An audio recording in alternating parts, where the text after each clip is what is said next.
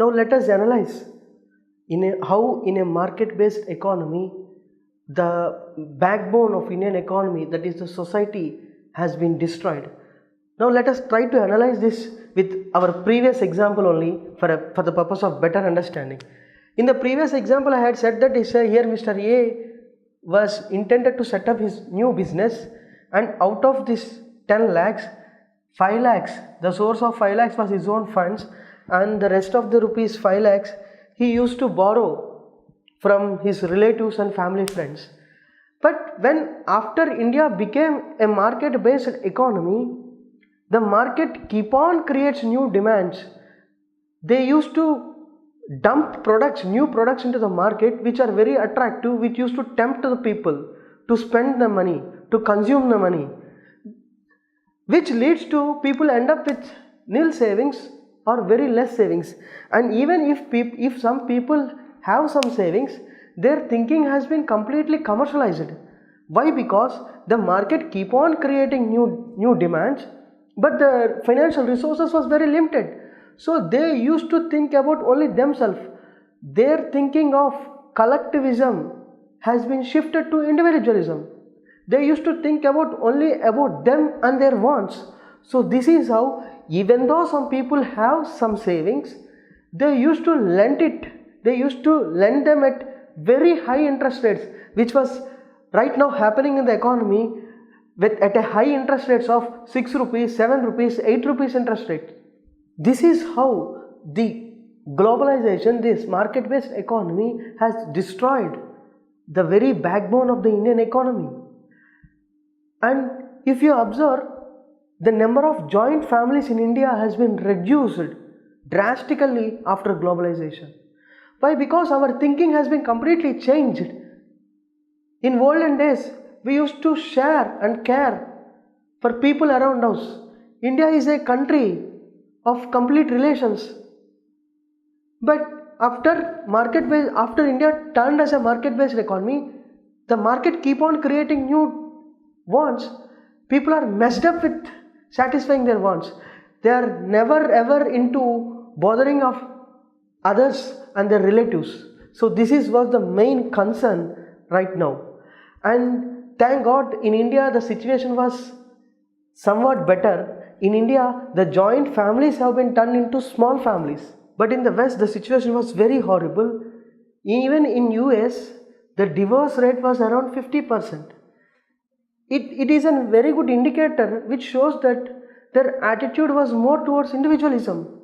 They never bother about even the family members. In India, the situation was somewhat better. We used to bother about at least 4 or 5 members in the small family. But in US, the situation was very horrible.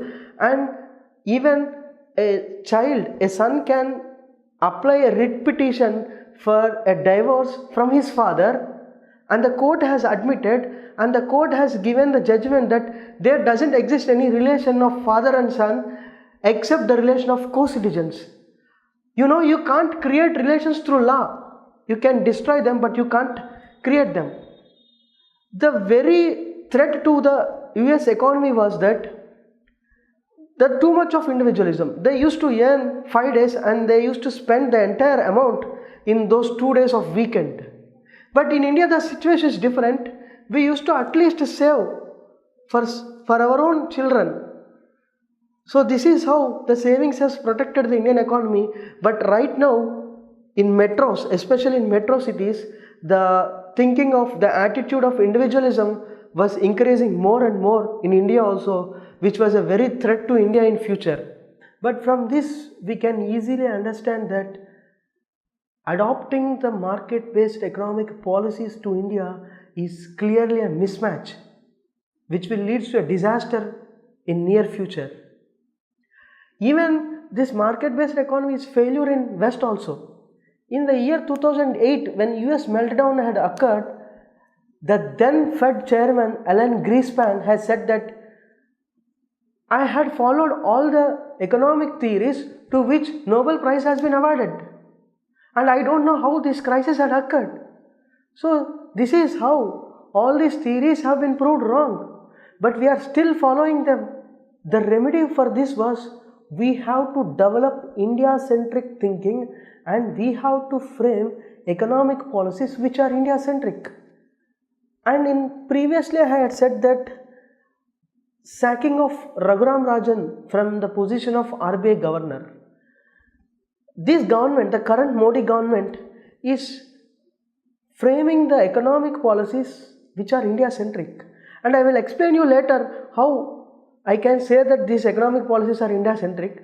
But let me explain you right now why Raghuram Rajan ji has been sacked off from the position of RBI governor. I would like to quote what Gopal Krishna Gokhale ji has said to Mahatma Gandhi ji. Gopal Krishna Gokhale ji had said to Mahatma Gandhi ji that whenever you are far from the country for many years, after coming back to the country, you should have to just travel all over the country and simply observe the things and develop an understanding about the nation. And after developing in the understanding, you can frame the policies to this nation. Without the development, without developing an understanding about this nation, you can't frame the policies. But unfortunately, Mr. Raghuram Rajan ji has been straight down brought from Chicago School of Economics to Reserve Bank. He was not aware about the ground reality, what was happening in Indian economy. He was an expert in economics, there is no any doubt about it, but he was greatly influenced by the West. He don't know about the very fundamentals of the Indian economy. The Honorable Member of Rajya Sabha, Subramanian Swamy ji, has said that Mr. Raghuram Rajan had keep on raising the interest rates in the name of controlling inflation.